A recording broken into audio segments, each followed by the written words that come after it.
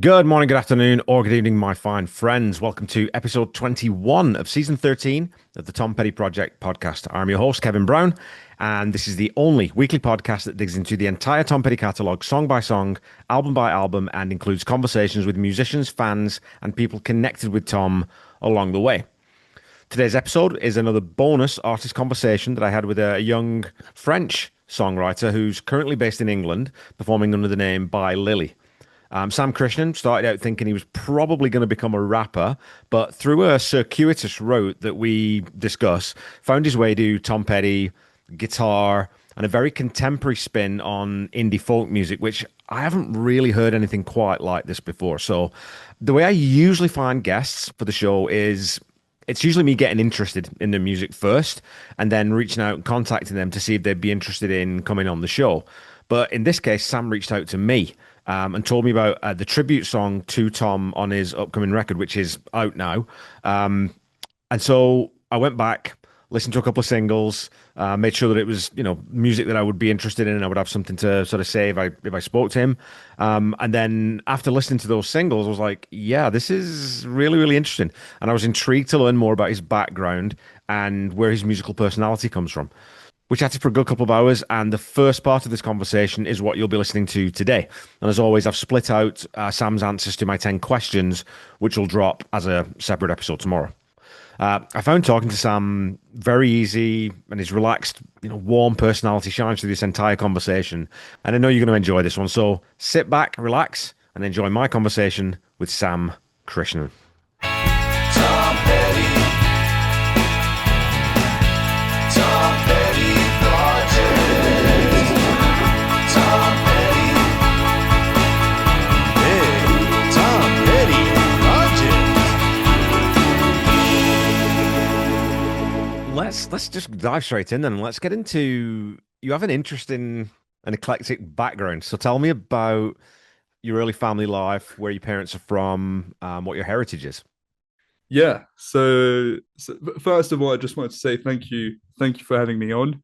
Been a big fan of the podcast, actually. I'm not just on here to talk about me. I'm actually a big fan. These last few nights, I've been listening to your podcast to actually go to sleep. Not that your voice has that effect, but it's not that you're not interesting. It's just it's captivating. It actually Oh, thank helps you, me, sir. relax before I can actually sleep, and it's all very interesting stuff. I'm a big fan of obviously Tom, so all great stuff. So yeah, I just wanted to give you that praise before we actually get started. Well, thanks, man. So to answer your question, I'm actually from France. I was born in a little, well, it's actually a city called Rennes.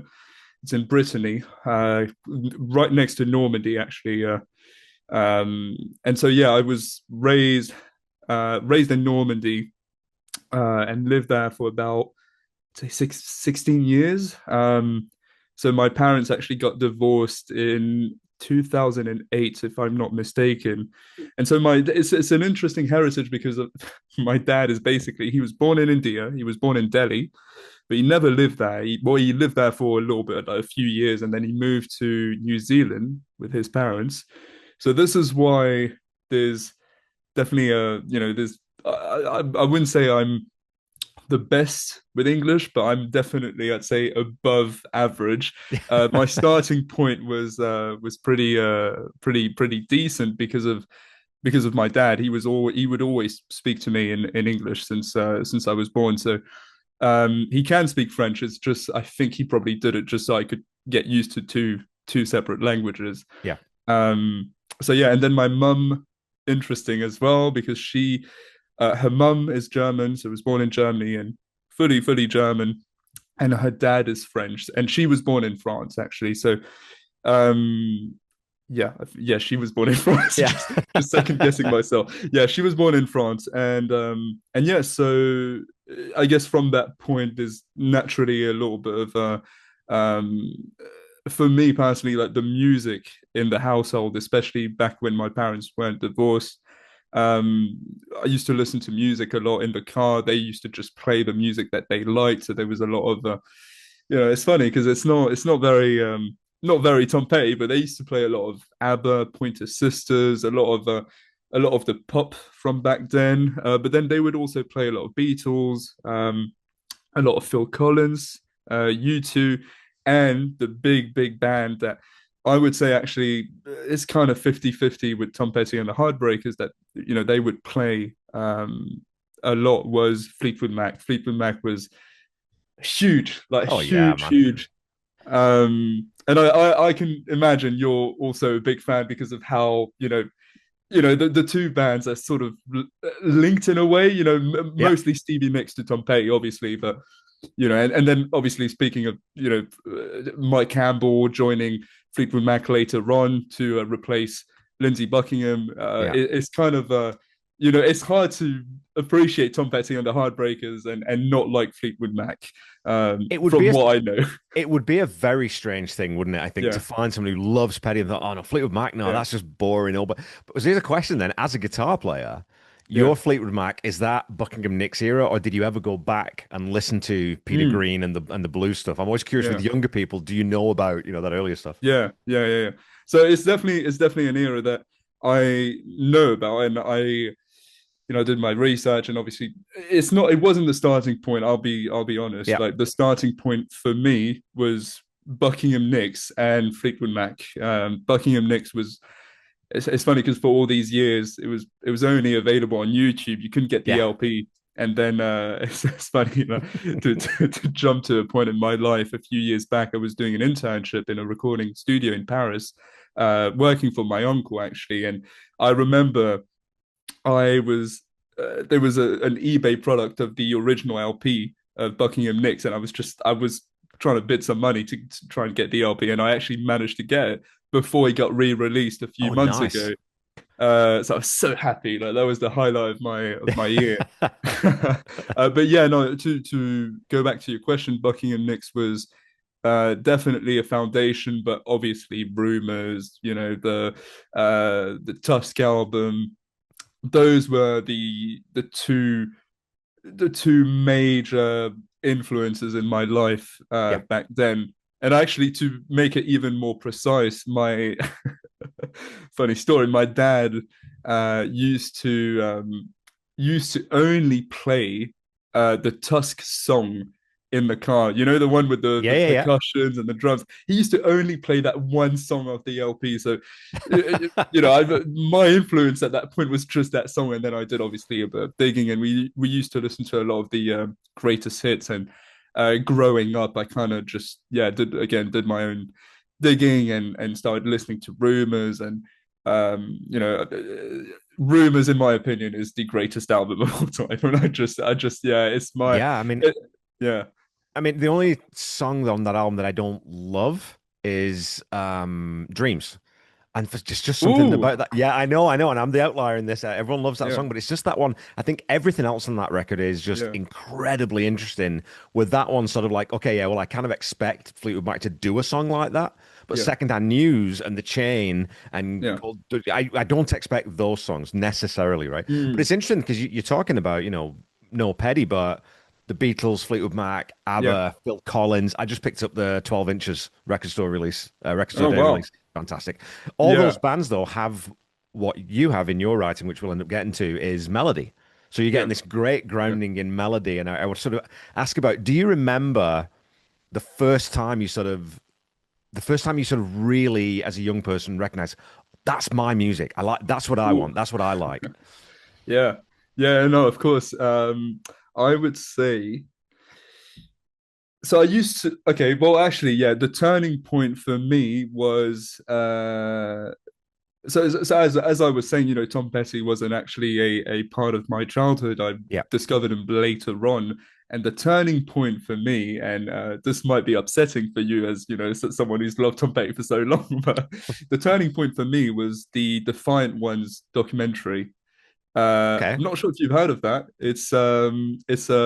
I'm pretty sure it was on Netflix. I watched it on Netflix, and actually back then I used to be a massive hip hop fan, and I still am to an extent. So I used to be obsessed with Easy E, Dr. Dre, Ice Right. Cube, those kind of guys, and NWA as a whole. And so there was this documentary on the Defiant Ones, which was focused on Dr. Dre and another fellow that I'm sure you know about, Jimmy Iovine, Right. who collaborated at one point in their careers, and obviously I think Jimmy worked with Dre, with Interscope, and all of that. So they kind of Uh, Obviously, this documentary focusing a little bit, 50% of it was focusing on Jimmy.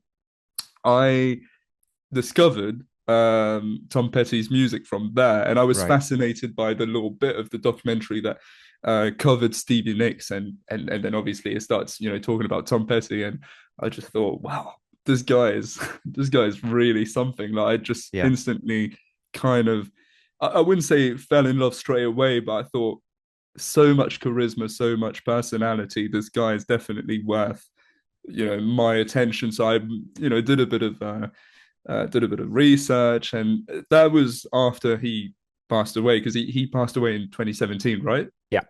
Yeah. So I don't have you watched the documentary? I haven't seen that one. No, I mean, I really should. I I took. highly recommend. I mean, I'm Okay. sure you know everything. You will Oh, no, know. no, no. I mean, look, dude, you were talking about sort of apologizing almost for coming to Tom's work later in life. I only came to Tom in the last 12-ish years, really, Yeah, right? So I didn't grow up with it either. And my entry point was yeah, traveling Wilburys and Harrison and that kind of stuff. So as long as all roads do eventually lead back to Tom, I think however you get yeah, there and however long it takes, that's yeah, fine, right? So, yeah. yeah. Yeah, no, no. Well, I mean, well, fair enough. I mean, 12 years is more than me. I'll just say that now. It's more than me. But yeah, no, it's true. I think, as long as people turn to his music, that's all that matters, really. As long as you can appreciate the art, and that's all we care about as music fans. And yeah, I mean, for the first Tom Petty song I ever listened to was "Learning to Fly." So I just kind of went on my phone, went on Spotify, went on YouTube, sorry, and that was the first music video that showed up, and I Right. thought, wow, like those, arpeggios on the electric guitar, and just the whole sound, the Jefflin sound, unbelievable. Like, I Yeah. thought this is my stuff. Like I love this. And the lyrics, very simple approach, like very little said, but a lot said at the same time. Do you get what I mean? It's Yeah. like it's such a great songwriter, and I knew it straight away. I just kind of jumped into his discography from that point, and here I am. Like genuinely, like I feel like I'm a massive, massive Tom Petty fan, and I feel like in the last few years, I was talking about Dr. Dre and all these artists that I used to really idolize. I don't think it's ever reached that level. Tom Petty, it's like such a, obviously I didn't know him personally, but it feels like he was such a humble guy, and there was definitely something about him that I always admired. And obviously, like if we're talking about skills and songwriting as a whole, underrated rhythm guitarist as well. I feel Yeah. like there's just like so many things that I passionately defended Yeah. for years. I still do, and I will always do. um yeah, it kind of just started from there, I guess. Okay. Well, let's back up a little bit though, because if you're going from hip hop to playing guitar, Yeah, what's that journey? Like, how do we get from listening to Dre and yeah, NWA into picking up an acoustic guitar? Like, what was yeah. that journey with the instrument in your house? Yes. Well, I mean, my parents always, before the divorce and after, they always pushed me to, with school, obviously, they always pushed me to have one side activity, whether that's a sport or learning an instrument. At the start, it was piano. I'm terrible at piano. I can't play piano anymore. I've forgotten everything that I knew back in my early years. But there was always this love for music, and there was definitely always this feel, at least from my parents, they always knew that I could learn an instrument and actually really enjoy it in the future. I think they just knew it from the start. I didn't want to do it because I was so stubborn and I was so lazy Yeah. at a young age. But I would say that now I'm I obviously loved Tom Petty. I discovered him, and it just kind of pushed me into learning the guitar. I mean, he is Okay. literally the only reason why I picked up a guitar. Like, I just thought I didn't even care about playing lead. I thought, as much as I love Mike, I always thought rhythm guitar was for me. That's what I want to do. This is what I want to be able to perform, do gigs. I want to be able to sing while I play, and it happened pretty quick. But I'm glad I did it. Honestly, it was so worth my time. So probably started about 2019. I think that's when I started learning properly. Really, you've only been playing for 6 years. Yeah, yeah, yeah, I'll tell you, man, you guys, you and Jake Thistle and all these young guys who just think, oh, I just I've been playing for 6 years.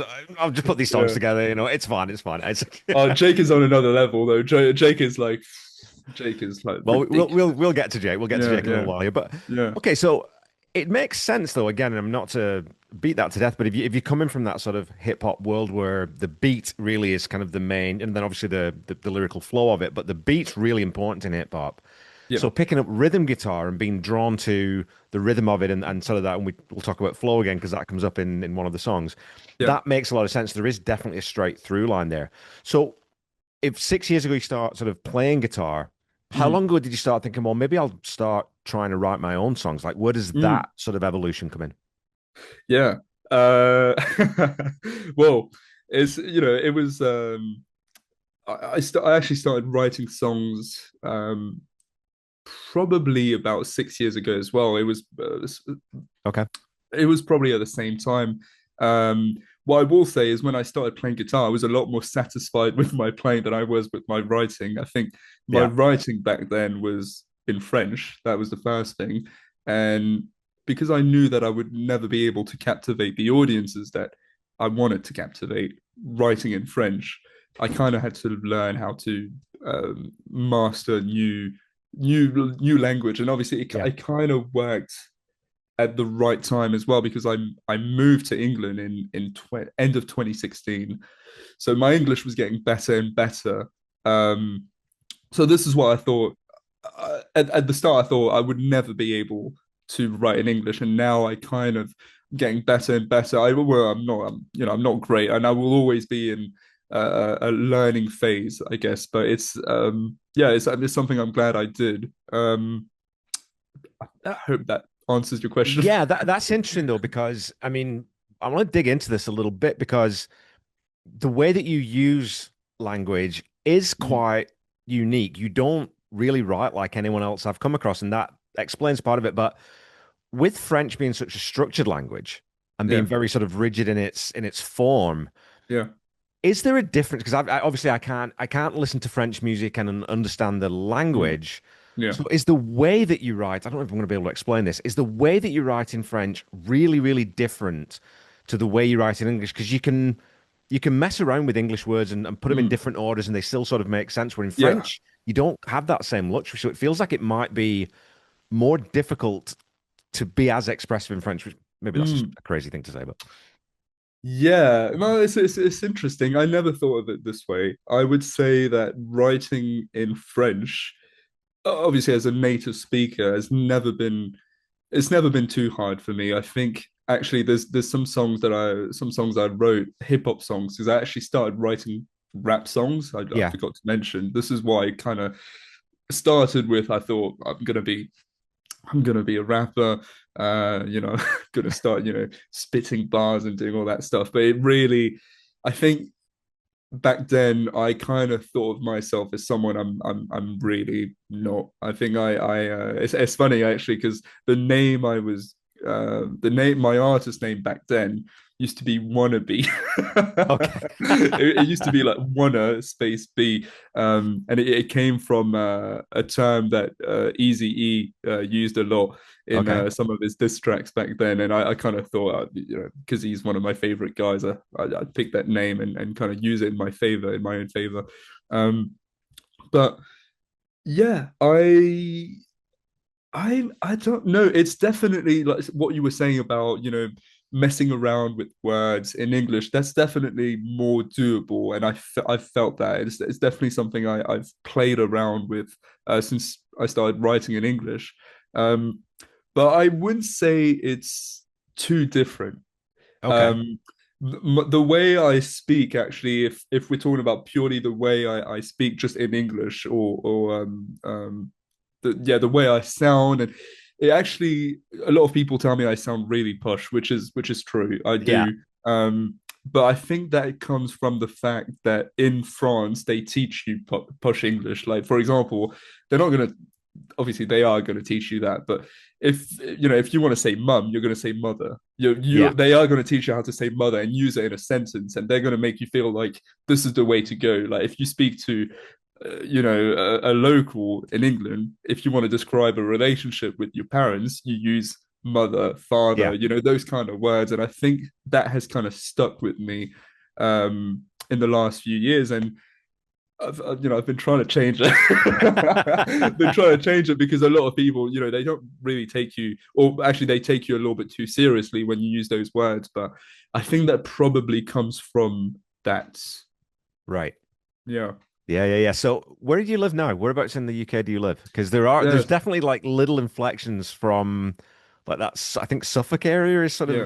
of there's a little bit of Ipswich comes in every now and again that I can hear that little bend, you know. Yeah, it's Suffolk. Yeah, it's all Suffolk. So it's a little town called Sudbury. Oh yeah, I know It's Sudbury. Yeah. about you know Sudbury. Oh yeah, I was stationed in Colchester when I was in the military for Oh two and a wow. half years, and I played rugby, so we played in Sudbury. Yeah, yeah. Oh, unreal. Did you beat them? Oh yeah, all the time. Yeah, Sudbury's a lovely town. Like it's funny because a lot of people around me, my mates, I've got a group of mates who I really like love and cherish. They're in Sudbury, and they don't hate the place, but they want to move out as soon as possible. They want to Right. find somewhere where there's more opportunities, I guess, and somewhere where you can actually have a nice night out and enjoy yourself. In Sudbury, they feel like you can't really do that, and for Yeah. me, because I'm a bit more of an introvert, I like it here. There's a forest nearby. I like to go for my little walks, and I'm some Yeah. people like to call me a bit of an old mentality because I like to do things that my parents like doing, but I don't care. It's who I am, and I actually feel like I could literally spend the rest of my days here. It wouldn't matter. But yeah, there's definitely a Suffolk influence Yeah. on me, and I can hear it myself. Yeah, and it's like that slightly, which is quite funny being French. There's a very pastoral English Yeah, quality to a lot of the songs on the EP that we'll get into talking about that have that's that sort funny. of very dreamy, Moorsy kind of feel to them. That again, Yeah, that sort of scans that if you like being out in nature and you have that sort of connection to the environment, all that scans. I can see that line coming back through. And okay, so yeah, let's talk about Tom a little bit then, a little bit yeah. more, Of because course. you come from hip hop, we start learning guitar, you're starting to write. At what point do you start actually performing? And then when is it like, well, I want to start learning a few Tom Petty songs? Mm. What's that journey with getting into performing and sort of getting a catalog to be able to go up and stand and play? Absolutely, yeah. So I started playing. So I started to learn Tom Petty songs as soon as I picked up the guitar. The first my first thought was I don't want to go through any boring musical theory. I want to get into learning songs as soon Yeah. as possible. And the first song I think I learned was probably I can't remember if it was Into the Great Wide Open or it was either Into the Great Wide Open or Free Falling, one of them songs. Yeah. Um, and I thought, oh wow, like those chords are really easy to play. And then I started learning more and more, and it was all Tom Petty. Genuinely, like I thought, if I just love the guy, so I may as well just go for the entire catalog or at least cover as much as I loved.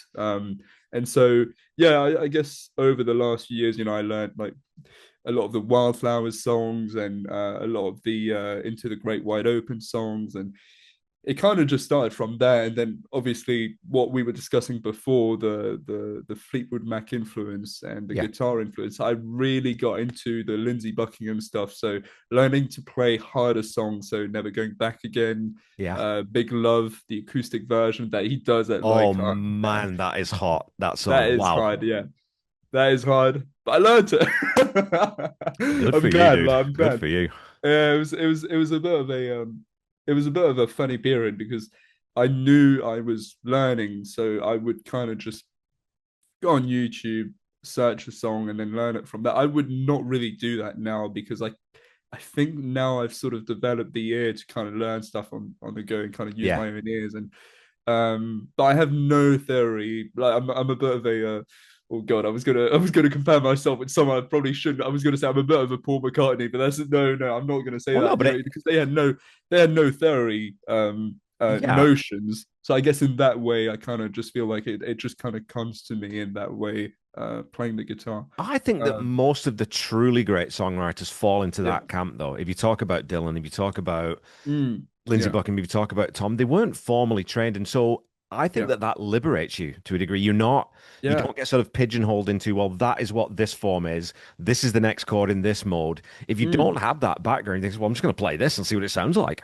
Oh Oh, yeah, that sounds good. I'll 100%. keep that. I agree. I think there's more. I don't know. It just yeah. There's something about songwriters who have no idea what they're doing. I just love that. Yeah. When you think of even in the modern era, there's a guy that I really like. I'm not his biggest fan. I don't know if you know Alex G. Alex G is like someone who again is like doesn't really know what he's doing. It's like a very simple sound and kind of all over the place, to be Yeah. honest. But I love that. It feels so natural, and you know, we were talking about Jeff Lynne. Jeff Lynne, funnily enough, like I I love him as a producer, but I Yeah. wouldn't really listen to ELO anymore because it actually feels like, in my opinion, a little bit overproduced at times and a little bit Right. over orchestrated, and it loses a bit of that natural feel to me. And but I love it. Out of the Yeah. Blue is actually one of my favorite albums. It's just I don't really listen to it as much as I used to because on the ear it just kind of it gets a little bit too complicated. It, I have to. I mean, I have to be in a specific mood to want Yeah, to listen to them. I mean, El Dorado is my favorite ELO album. I don't know if yeah, you know that one. It's a concept album. It's this brilliant story, and it's got all these sonic variations within it that sort of get away from that a little bit. yeah, And I know that that's a massive criticism of Into the Great Wide Open, Full Moon Fever. A mm, lot of people don't like yeah, that sound because Jeff was very meticulous about. yeah, Let's yeah, record the snare drum. Let's record the hi-hat. Let's yeah. pull everything out so we can get super clean, crisp sound. And it is what it is. But Mm. as a songwriter and a guy who writes hooks and a guy who writes Oh melody, yeah, like, yeah, go he find is so someone damn better. good. I agree. Yeah, no, he is literally too good. He Yeah. is literally too good. Um, and it is again funny thing, but Into the Great Wide Open, it's like I guess it's a bit of the foundation to my Tom Petty Yeah. experience. I love this album. I know it gets a lot of criticism for being maybe overly produced, or I know the Heartbreakers didn't enjoy recording that album as much, but Yeah. honestly, like such a unique, like great sonically, like just a great experience overall. Yeah. In my opinion, I just feel like so good, But I so think good. part of that too, though, is that if the songs are good, Yeah, that's usually going to shine through no matter what you do with the yeah, production. The songs are, and the songs on Into the Great Wide Open. I've talked about this on my podcast before yeah, about, yeah, yeah, to me, that's the start. That's the start of the second half of Tom's career, not Full Moon Fever. Full Moon Fever is like the gap year before we start getting real serious about, okay, I'm going to do yeah, this now. And Into the Great Wide Open, you know, Two Gunslingers is a great story song. Dark of the yeah, Sun features my favorite Mike Campbell solo, even though it's not one of the big ones. yeah. So you get this kind of set of songs where if you come in, if that's your starting point, it's like, oh my God, this guy, of course, this guy's ridiculous. And then the It's next so one's good. Yeah, Wildflowers, like, all right, yeah, well, I'm never going to be that good, but I can work yeah. towards it. So talk to me Don't about, you... what, sorry. Sorry, go on. I was going to say, talk to me about then, we sort of talked about, Petty is the guy you start listening to learn these Yeah. songs. What's the first time you actually get up and play then in front of other people? And was that, Mm, if you say you're an introvert, and it's mm, interesting how many lead singers and how many frontmen are introverts. What was mm. that like stepping outside your comfort zone, presumably, and sort of putting yourself out there? It was actually this year I started really Oh, okay. getting into performing live this year. I think I've done probably about 20 gigs this year, Okay. I'd say. Um, so there's this local cafe in my town, so Sudbury, uh, where I did my first gig ever. They were really accommodating and actually just sort of arranged with them, I thought, let's make it a free gig. I don't want this pressure of being paid Yeah. and not knowing what I'm doing. And this way, your customers, they get a nice experience, and I get my first gig, and Yeah. it's all great. And so I passed the test, my own test. They weren't actually that strict with me. They just told me whatever works best for you. And I did the first gig, went well, and then I did another, and then it kind of all kicked off from there. So I think my first gig was in March, and I told my mates start of the Wow. year, January. I told them this is my New Year's resolution. I'd want to do gigs. I want to step out of my comfort zone because, like as you were saying, as an introvert, it was really hard for me to actually just sort of settle down on this idea that I would Yeah. just go out there and put myself in public and have hecklers throw bananas at me and all that stuff. It never happened, but I'm waiting for that day.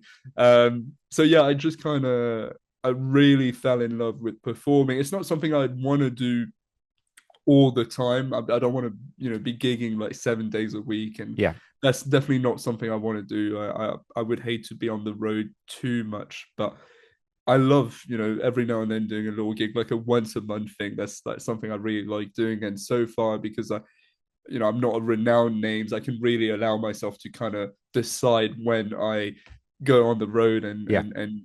to be fair, like as of right now, I've only performed once in France, and all my other gigs have been in Suffolk. So Right. not just in Sudbury, like a lot of towns around. And yeah, it's been really great.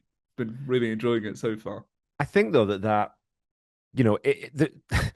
a musician is a thing, and you either are a musician or you're not to a certain degree. Yeah, I mean, and obviously you learn your skills, and there's different disciplines within that. But if the songs are in there yeah, and they want to come out, whether you're introverted or extroverted, yeah, whether you want to really get up and put yourself out there or not, there's something that compels all of us to perform at some point. You know what I mean? yeah, And those songs, they're gonna come out. Like you can't keep them in. It's a tap that you just can't turn off. So let's get into the EP because you'd sent me sort of an advanced copy to listen yeah, to.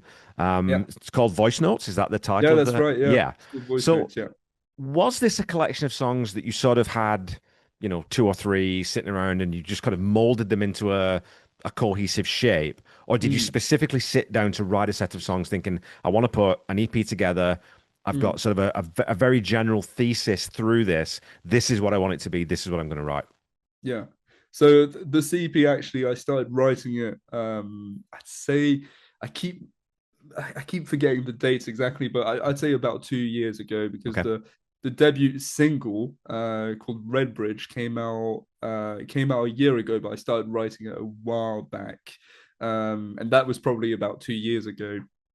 And so that was the starting point. I dropped that, and I thought, that's something I always really wanted to do. Drop my first indie pop, indie folk single, and Yeah. kind of see if people like it, if I should do more. Obviously, it was all based on me. Like I obviously cared about what people thought, but I genuinely thought this might be what I end up doing for the rest of my days. And so single dropped, and then I realized I want to do more, but I don't want to keep dropping little singles here and there. I actually want to just sort of drop a cohesive project, and Yeah. kind of go from there. And yeah, so starting from when Redbridge dropped, I thought I'm gonna use that single and have it on the EP, because I think this is a single I'm really proud of, and it kind of works with the rest, with the sound of the EP that I was going to work with. Yeah. So it made sense to have it on there.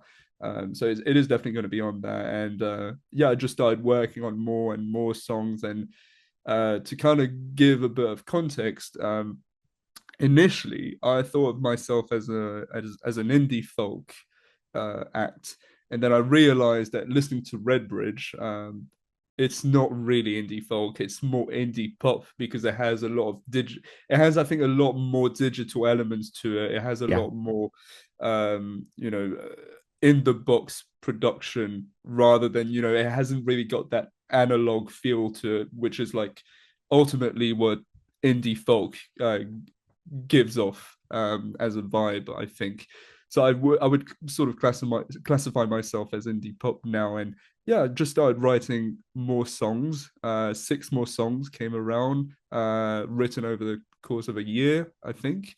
And here I am. A lot of I'd say romantic, heartbreak Yeah. songs, because I was going through a breakup when I wrote Redbridge, and then the year that followed was really hard. I was, yeah, to be a little bit deep about it, I was actually going through a really, really bad time with my life, and I just kind of thought this is what I need to be doing. Like what you were saying, sometimes even as an introvert, if you have the music in you, it has to come out. It just has to Yeah. be written on a piece of paper and be dropped on streaming platforms. And that's kind of where I was. I just felt like I needed to build a collection of songs and have it out as soon as possible. And I guess this is why I thought of an EP rather than an album, because Right. it's obviously faster to write. And I just think, I'm not. I want to write an album where I really felt sorry, where I when I really feel comfortable sonically, musically, and it could be that after this EP drops, I think, oh, I might change my sound a little bit, and this would be my album. So because Yeah. I kind of want to take it easy, I feel like this EP is a very good starting point, and would definitely is defining the defining sound for me as a whole. So Well, yeah, you said, I mean, that sort of folk element to what you yeah, write is definitely there. And sort of the mm, indie popness of it is more in the arrangement. Like you said, when you're bringing in those yeah, electronic elements and the beautiful use of synth, which we'll get into, yeah, that sort of lends it more to people sort of thinking, oh, well, that's what this is. And it's mm, hard, right? Sometimes when you write in these types of songs, I spoke to another brilliant artist, Amelia McLean, who there's a similarity there because it's kind of hard to say exactly what she is. And I find the same yeah, thing with you, which is a good thing yeah, creatively. And as a listener and as a music nerd, it's like, well, if I don't know exactly what this is, that's a yeah, good thing because now I'm interested and now I've got to dig into it, right? Whereas if mm, it's, oh, yeah, I know exactly what it is. I've heard it a million times before.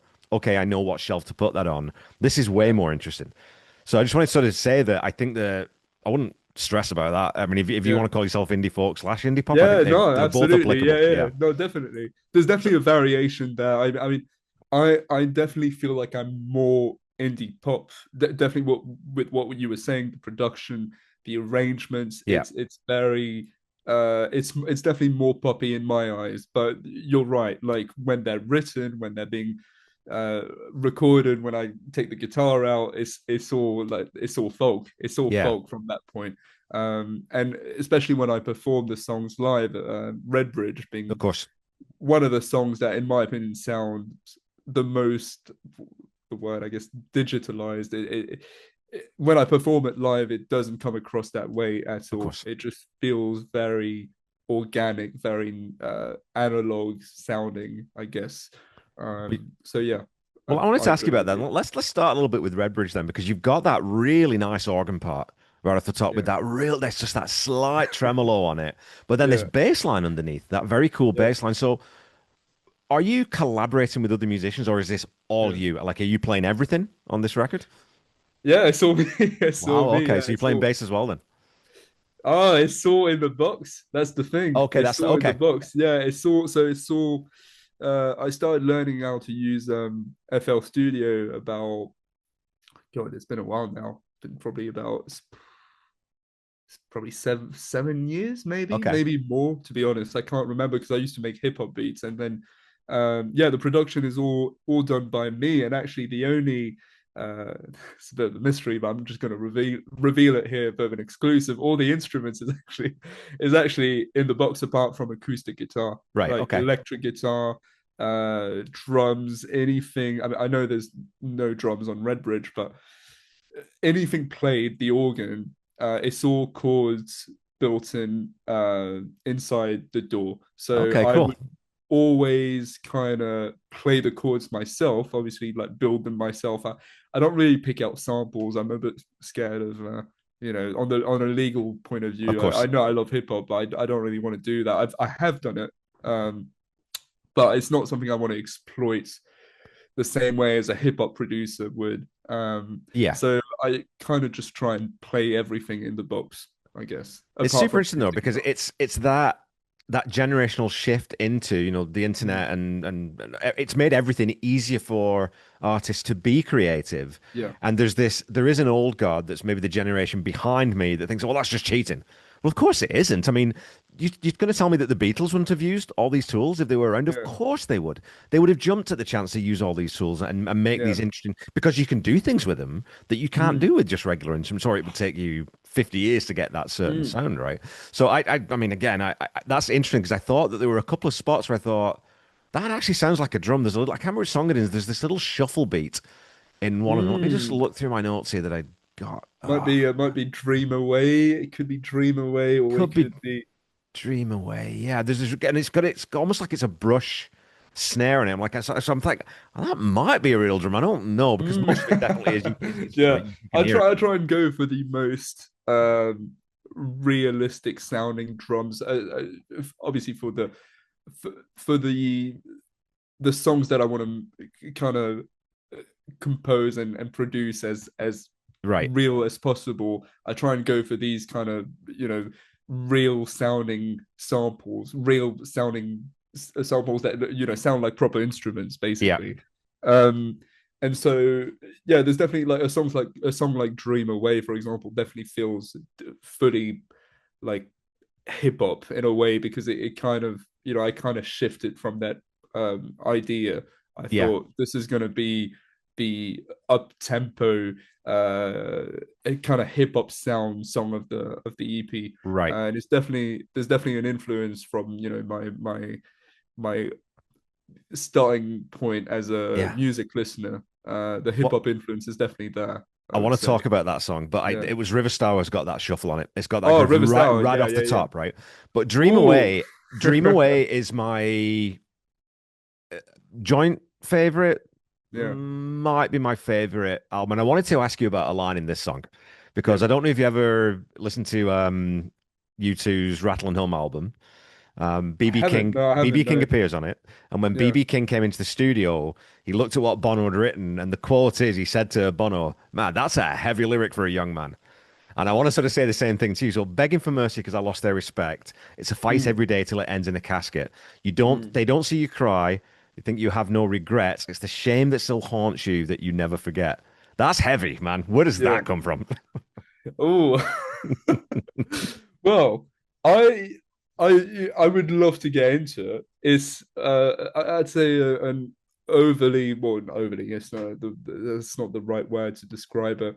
Um, a year ago, I had a lot of issues, lots of issues. I mean, it comes back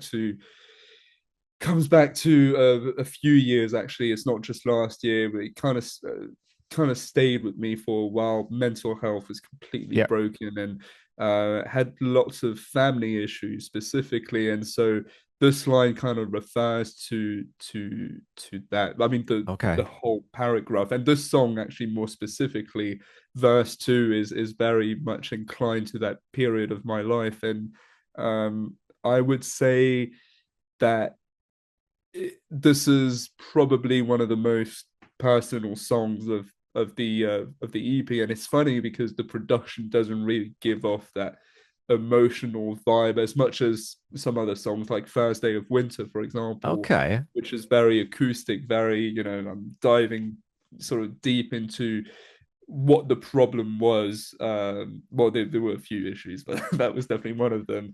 And so yeah, no, well, first of all, thank you. Yeah, I do. It's funny because a lot of people have told me Dream Away is their favorite song of the EP, and Yeah, I was it's thinking of using it as a single, but I just felt like River Stour was so strong, especially right. the feature Ono Capono, who again rap artist. It's just the influence is definitely there. He's my favorite UK rapper, and one of the things I thought I'd mention is I've known Ono for a little bit, and the link is because I actually on the side.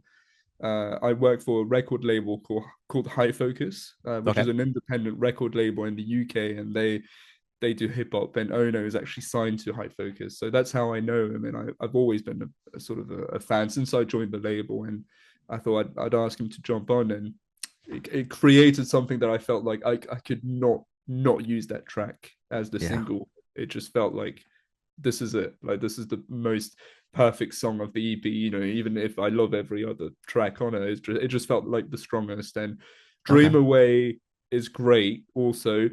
But again, I felt like First Day of Winter had to be the second single, so that's my focus track for Right. when the EP comes out.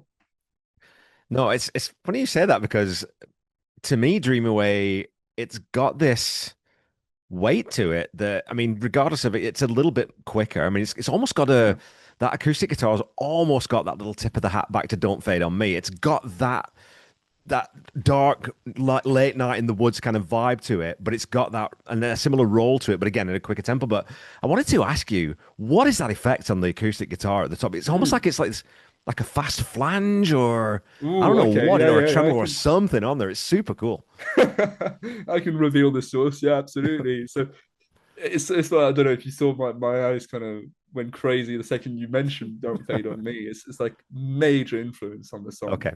major influence. Like the the song. Sorry, the pattern, the finger picking pattern, kind of came from there. I'd say Yeah. maybe I can't actually put my hand on it. I'm not actually sure, but I think listening to "Don't Fade on Me" these days, it just feels like this was the track that probably influenced me. And Wildflowers was so big Of for me course. at the time when I wrote the song, so it might actually be. And to give you the answer, so there's two guitar tracks, one pad on the hard left, and one pad hard right. Okay. And on the guitar bus, I've used a plugin called RC20, which if you haven't used it, if you're into like music production, I would get my hands on it. It's Okay. absolutely insane. It does things that I've never been able to do with a simple plugin, like Yeah. even combining plugins together or whatever. It just does things that I can't even explain, to be honest. Yeah. It's But it gives it yeah, a very distinctive quality. I mean, again, right off the top, as a music fan, as I'm like, that's different. I don't really recognize that as yeah, being pulled from somewhere else, just in terms of the guitar tone itself. And then yeah, on that one, you double the vocal as well, which again yeah, gives it a different presence and more of a, again, that sort of, there's a longing in that song and there's that sort of pensiveness that again is, like I yeah. said, when you said that you didn't feel like it was as emotional, to me, it makes it more emotional when you Oh, combine right. those That's elements. good to Yeah. know.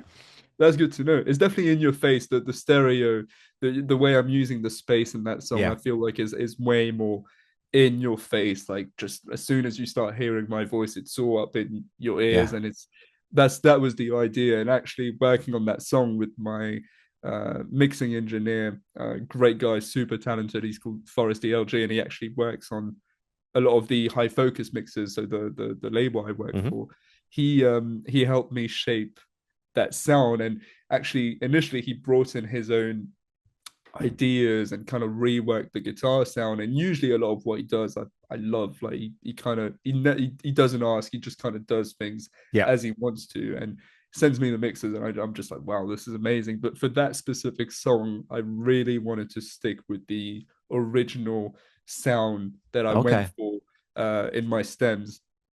So yeah, that's no, it's good to know. No, it's funny because now thinking about it, I agree with you. Like definitely, the way I'm using the space actually makes it more Yeah. emotional. I think it's just because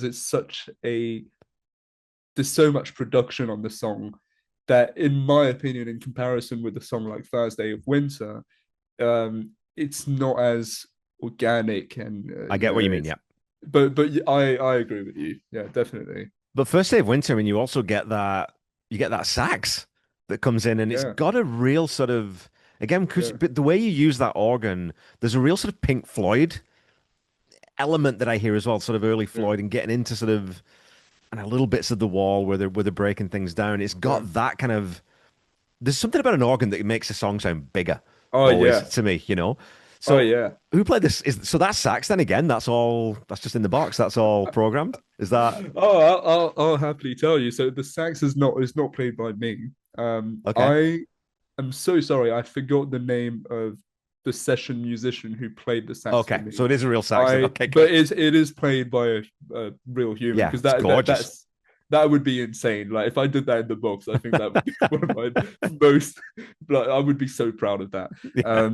Yeah, no, I use. I'm happy to kind of just give it all. I mean, to be honest, like initially I thought I don't know anyone who plays the sax, and then I just started thinking like I have a budget, so I just went on Fiverr and I found this guy who I really Right. really liked, and he helped me. He helped me on the song, and so yeah, shout out to Fiverr. I mean, So it's is, obviously they're not the ones who provided the servers, but yeah. it's definitely helped me. So is that something then with a song like that? Because I'm assuming you write on acoustic guitar, like the songs, Yeah, that's where the heart always lands. yeah, But was that because sometimes when you're writing a song, and I'm a very hobbyist songwriter, but sometimes you just hear it and well, the only thing that works there is a sax, or the only thing that works yeah, here is if I pull the drums completely, or if I yeah, do this or I do that. Was that one of those instances where you thought, yeah, definitely a sax solo right in yeah. this spot? Yeah, 100% knew it would be a sax on that section. And the influence, it's funny. So the organ, you mentioned the influence of, could be Pink Floyd. And it's funny because The Wall is my favorite Pink Floyd album. I don't know where that came from. Maybe it comes from, actually, I'll get into that later. But just to cover the sax part, I'm a massive Bon Iver fan. That's my indie folk Okay. touch, I guess. Bon Iver, Justin Vernon of Bon Iver is like I've been a huge fan for a little while now. I actually discovered him way after I discovered Tom Petty. One of my colleagues at the label, Tom, he introduced me to his music. He's actually a lot more into indie folk than I am, and yeah, as soon as I heard Bon Iver for the first time, I thought this is I love that. And he uses a lot of saxophone in his songs, Okay. and I just feel like there's something really breathtaking in a section where all of a sudden the bass comes back, and then all the instruments that are supposed to be there come back, and then there's a little bit of saxophone on top. It just feels so much lively and emotional as well. Like the emotion that a saxophone gives is uh just Yeah, I can't it's really explain it. It's something very particular. But I and love it it. I knew it and, from the and start. it's Yeah, interesting too because excuse me, a sax can be. I know a lot of people, a lot of friends of mine who listen to rock music, but they don't like it always when a sax comes in because it's got such a specific sound that it can stray into like that 80s kind of yacht rocky type of thing. So that's quite yeah, saxy. Or you can do this, but when you yeah, bring it in on this EP, and as I'm listening through, because it's so unexpected and it's uh, such a great part, like it's such a brilliantly constructed little solo. yeah, It's like, oh yeah, you can't imagine, you couldn't imagine. It'd be like having an arm missing, right? Well, that's of course that's got to be there. yeah. That's the only thing you could do. Yeah, having a saxophone on a song actually, it takes me back to, Southern accents a little bit. Where Yeah, they had those like big saxophones on set when they played the songs live, and I actually agree. Like, it's not something that I am a big fan of, that the use of the saxophone in these kind of songs. But I'd say because Justin Vernon also he produces his own songs, the way it sounds in a sort of an open track with a yeah, lot of emotion from the start. A lot of sad songs typically. Um, it just kind of it does something. It just yeah. embellishes the track straight away as soon as you hear it. So yeah, that's I just thought it's definitely a Bon Iver influence. I thought it would fit the track perfectly. I think Yeah, I think it does. I'm sure I'll get a lot of feedback on that when the EP comes out. yeah, But yeah, it'll be interesting.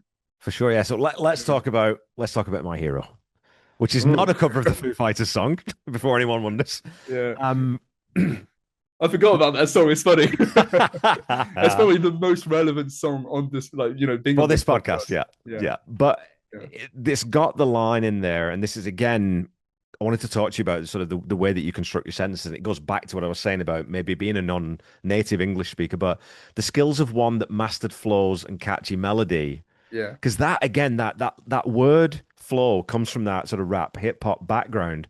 So it's yeah, this contemporary idea that marries that past, that sort of folky past to the present in a really, really satisfying way. So yeah, tell people what My Hero is about and who you're talking about when you yeah. talk about the one who mastered flows and created melody. Absolutely.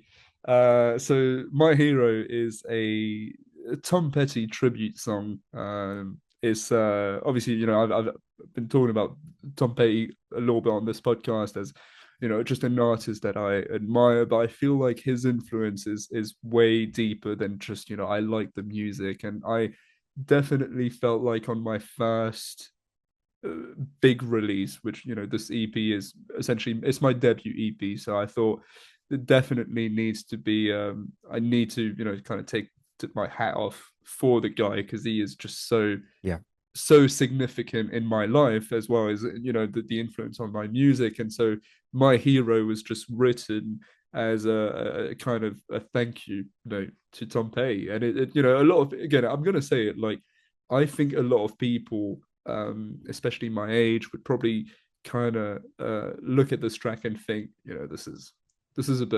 this is a bit cringe, over the top, to kind of have a track dedicated to an artist, and Right. you haven't even released anything yet. It's like your first EP. But to me, it's like, it's so important. It feels so right for me to have a track dedicated to Tom, because there's been times, especially last year and the year before, I was like, again, going through such a hard time with life, and his music, like, genuinely carried me through some really, really terrible moments. And Yeah. as much as he's completely unaware of that, he's just not there to see it, or know about this. I needed it to be there on the EP. So yeah. Well, it's that reach that artists have that. I remember asking someone down in Gainesville, because I was down in Gainesville the Tom Petty weekend, and Yeah. someone who sort of knew Tom peripherally. I said, I wonder if he really, really fully understood the weight of his impact on people just through his music. And we talk about how his decency as a human being, and that legacy of decency and goodness and authenticity, but just the way that we connect as listeners and artists to his music. I hope he knew that what he was doing meant something. It wasn't just pop hits, and it wasn't just a show. It was something deeper than that. Because I think if you can find that in your music, then you've hit that. It doesn't matter whether you hit number one or number two or number Yeah. 3,000. That's success, right? And I mean, again, I'll go back to we'll get back to the song, but that's what Dream Away. That's the song straight away for me. I'm like, yeah, this is an artist that I've got a center on this now. This is something that I connect with really heavily. And so having that same thing back to Tom, and again, I'd say to you, what I was getting to with your English, with your very good English, it should be said.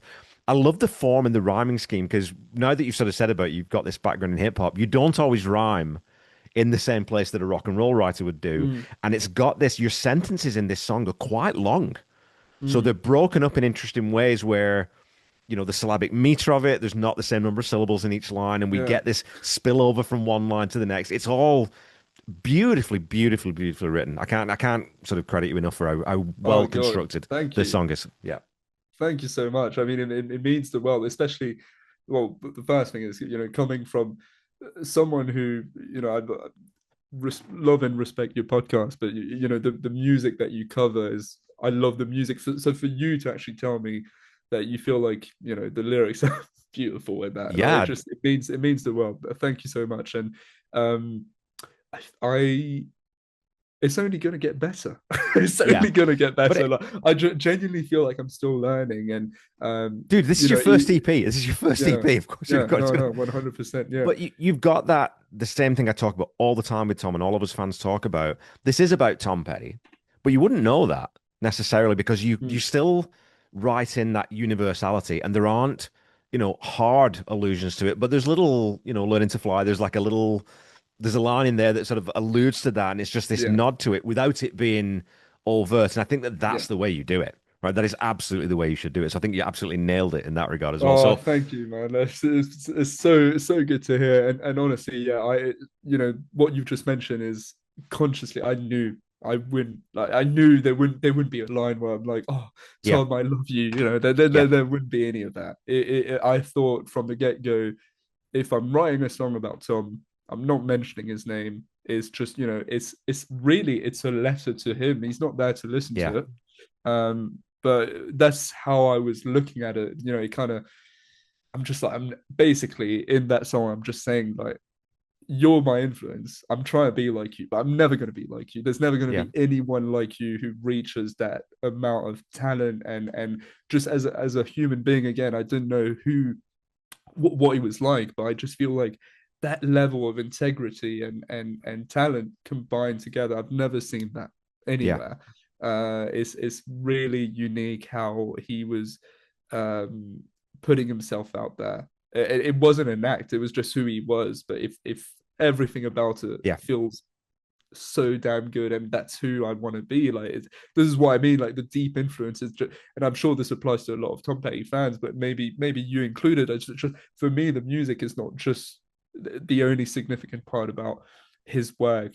Is how the whole thing that happened. I think it was damn the torpedoes. The record prices, the Yeah. fight he had. But it's just what a guy, what Yeah. a legend. Yeah. Honestly, Absolutely. I mean, it yeah, is that thing that I think is the reason why we do have a Tom Petty festival that happens every year in Gainesville, and there's a reason why the fans rally around because the music is just absolutely fantastic. But it's that yeah, it is exactly that where you've got this guy at the center of it who it wasn't being decent for performative reasons.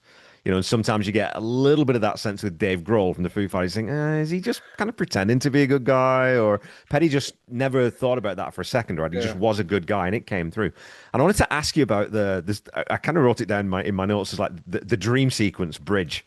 So you've got that sort of home video chatter, that dialogue in the middle. That I think is that like one of Dana's home videos? Is that where that is pulled from? And then you get Yeah, Tom at the end. Okay, cool. Okay, yeah, so yeah, let's yeah, yeah. let's talk about that. Yeah. That's I remember basically. I remember. I think it was on one of his birthdays, I believe, or something from a few years ago. And I remember watching that video that she shared on her social media, and I thought, this is beautiful. Yeah. Genuinely, I think I started crying as soon as I watched it. It was like so beautiful. I think it had Dylan, her son, Yeah. from I think her past First marriage. Yeah. marriage, and then Tom, obviously. I think a video captured from the Easter period, and I just thought, if I can get that in there, that would be Yeah. lovely. And yeah, I just that sequence is like, in my opinion, just the saddest to listen to. But that's Yeah. it has a bit of an arrangement around it with strings and a lot of stuff happening around, but none of my vocals on top of it because I just thought this Yeah. is so pretty. I'm gonna leave it as it is, and then later on, a little after that, someone that we both admire comes in and drops one of the most gut wrenching guitar solos. Well, let's shout him out, Jake Thistle. I Yeah, mean, look, I've been a fan of this guy since he was. The first time I talked to him, I'm pretty sure he was 17, yeah, and he sat down and we jumped online and he performed a bunch of songs on piano and guitar, and it was just this yeah, this great conversation. Very, very talented guy, but he wasn't a lead player. Like he definitely wasn't a lead player, and you could hear his lead has definitely improved over time. That yeah, solo on this song, the slide, it's got shades of Harrison, it's got shades of David Gilmour again from Pink Floyd, and it complements the piece so perfectly. So what I wanted to yeah, ask you is when you said you sort of Jake and your friends, when you approached him to contribute to this song, and it's an easy fit for Jake, obviously being a huge fan of Tom as well. oh yeah. Did you give him any direction on? I'm thinking slide, or I'm thinking this, Mm, or did you just give him a rough cut or a mix and say, what do you think? What do you think fits here? yeah. So the keyword that I used for what I was trying to go for was I need really, if you can, do something as melodic as you can. Right. And I actually so I mentioned George Harrison as a reference for me in terms of like lead guitarist. Like, I'm not expecting something that just shreds. Like, I'm not expecting something that Yeah. is overly complicated, just something that's melodic because I know you're capable of it. And I would love for you to, you mentioned him as a lead guitarist. That's not a conversation I had with him, but I was thinking of that. It would be so good if I could get Jake to play a solo on that song because it's not something I've heard from him apart from Yeah. maybe when he does live performances. I've seen a few clips of him playing lead, or when he does those YouTube videos, he will Yeah. loop the rhythm guitar part that he plays himself and then he starts shredding. And I knew he was capable of it, and he just delivered. Honestly, it's like I love Yeah. this solo. When he sent it to me initially, it didn't have all the effects that it has on it. Okay. It was completely raw. And he basically kind of gave me a free card to kind of exploit it as I wanted, and I sent him a version back with the effects. And yeah, this is the final product. Yeah, and I mean this is the great thing. And again, we talked about Tom having that quality to just his personality. Jake's got the same thing, right? He's just a very generous, creative collaborator Yeah, to a degree that he doesn't need to be now anymore, right? Because he's yeah. got to that, he's not at that level, but he's at the level where he doesn't necessarily need to be that generous with his time and with Oh his yeah, creativity. He could have taken that solo and used it on one of his own songs quite yeah. easily. And I love that about the guy because he's just a really nice human being and a great musician, you know? He, you know what we were saying about Tom, how it's not performative. That Jake just captures Yeah. the essence of who I think Tom was as a human being, and such a lovely bloke, like genuinely one of the most. He's got his feet on earth, and when I spoke to him initially about this project, I was thinking, I am gonna, I'm saying this, like, I don't know if he will care. I doubt he will. Initially, I was thinking, I'm gonna pay him for this because this like Yeah. obviously I'm gonna pay the guy. Like if he's on this project, that is definitely what I have to do, and I was gonna do it anyway. And he really told me this is all free. Like Yeah. that you have this, have it. It's on your project. I'm happy to help you. And he just kind of handed it to me, and I just thought, what, yeah, what he's a nice guy, yeah. honestly. And I think it is that type of character that makes you want to pay that forward, right? Like it makes you want to behave that way Oh yeah, yourself and sort of help other people when they come through. Because I mean, 5, 10 years down the road, when you're getting Brit Awards and all this kind of stuff, you're going to think, okay, well, Jake helped me. If someone comes to my door and says, "Hey, could you add something to this?" You're going to be way more likely because you've had that sort of example set, right? oh yeah, 100%. If you want to hear a funny story, I'm actually seeing Jake next weekend. Oh, nice. Yeah, he's performing near Leicester Yeah, in Gilmorton. So I'm gonna be at that gig, and it's gonna be the first time I meet him.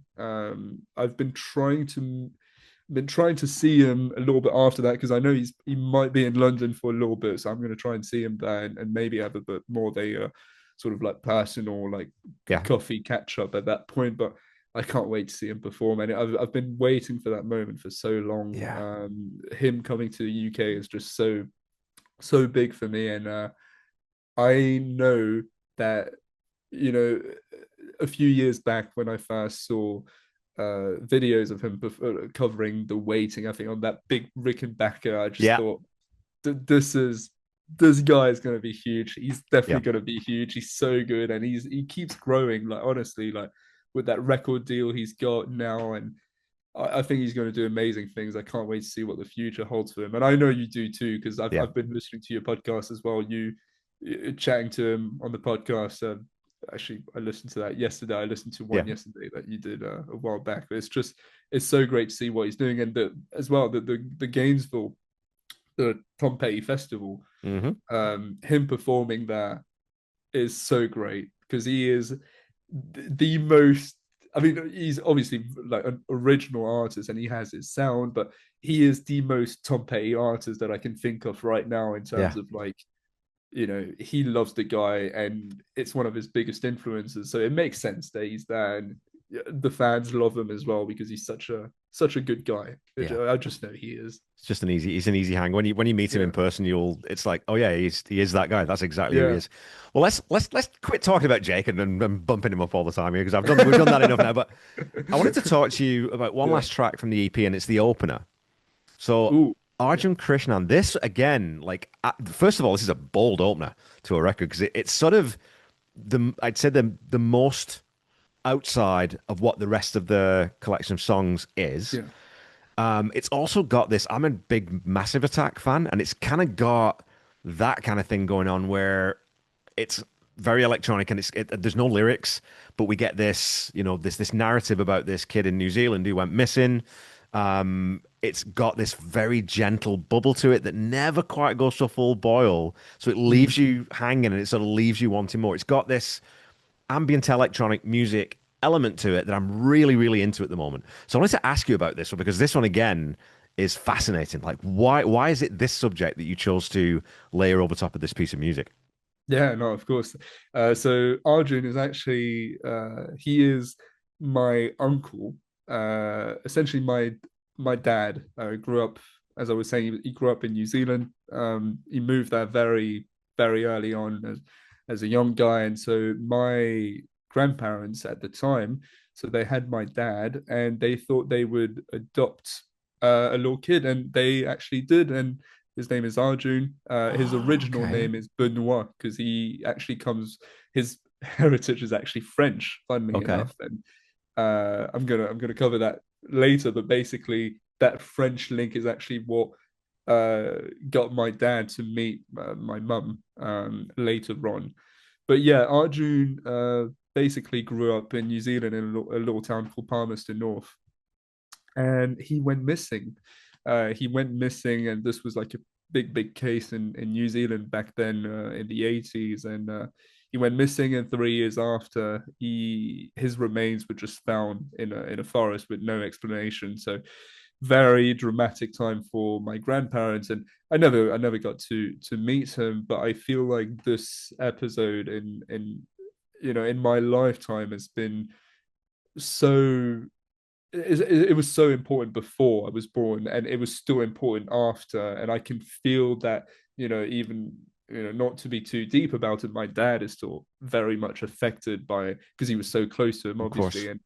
And that was such it's had such a dramatic impact on him, in a way that it's shaped his personality, and it's obviously really affected my grandparents as well. And I thought, if there's a Tom Petty tribute on my EP, it makes sense that there's an Arjun tribute as well, because Right. in a way I wouldn't be on this planet without him, because of how, well, first of all, from what I was told, he was like such a lovely kid. He passed away as a teenager, but his French link was um, always integral uh, to my family, essentially. So my dad actually flew to France a few times with his parents to meet his actual like blood family. Right.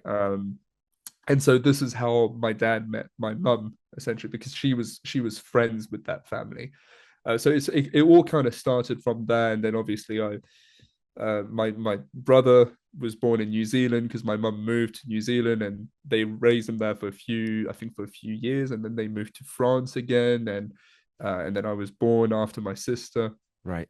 So I feel like in a way I owe him, I owe him, because I probably wouldn't be here without him. Um, and I also feel that because it's such a defining moment for my family, it made sense to start the project with that little song. And the sample actually that you hear is from the Crime Watch reports, Okay. from when he was found, when his remains were found. And so I thought, my nan in New Zealand, she enjoys my music. She loves listening to what I do, and I knew she would like that sort of tribute to Yeah. him. And for that to be on the EP, I think it would mean a lot. It means a lot to her, and it means a lot to me as well, because Yeah. I wish I had known him, obviously. And yeah, such a important part of my family life, And I'd and this say. it's difficult to write about something like that, right? Like you said, Yeah. I mean, you did it brilliantly with My Hero. This one being well, I'll say more personal, but personal in a different way. Yeah. Did you like what was the writing process for that song like? Did you know that you wanted to do it this way, where it would be a piece of music accompanied by that footage, or did you Mm. think maybe I'll try to write lyrics? Like how did that come together? Because it's so interesting as a song, as a piece of music, as a piece of Mm. art. Like I'm curious about when you Yeah. landed on I'm going to do it this way.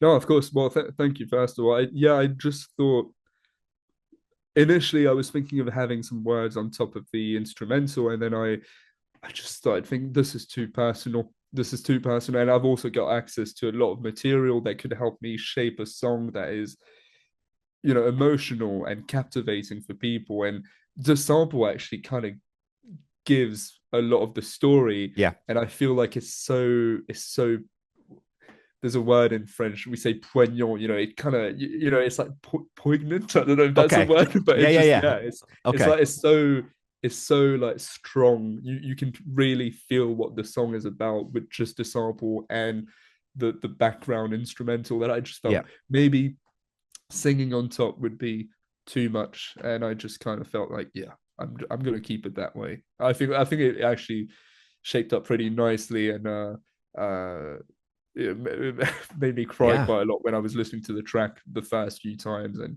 Yeah. I'm really happy with how it came out. Yeah, it's super impactful. Like, and again, as an opener, like I said, it's a really bold statement because it's like, okay, well, this is not exactly what I was expecting at all. I don't know Yeah, what this is, but it's so dramatic, right? So you get that sort of that element to it. So let's wrap up before we get into our petty questions here. yeah, Like I said, I'm always, I sort of buck the conventional wisdom that as you get older, Sam, you're supposed to actually not, you don't like change as much, right? As old people, we don't like change. But especially musically, I've found as I'm getting older, I want something different. I want to be taken out of my comfort zone.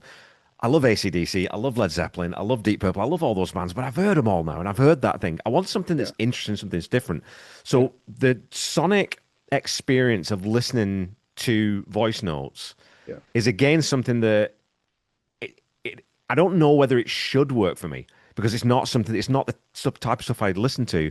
But I love it when you find that album that's in a genre or a sub style or whatever that you don't listen to that you do connect with.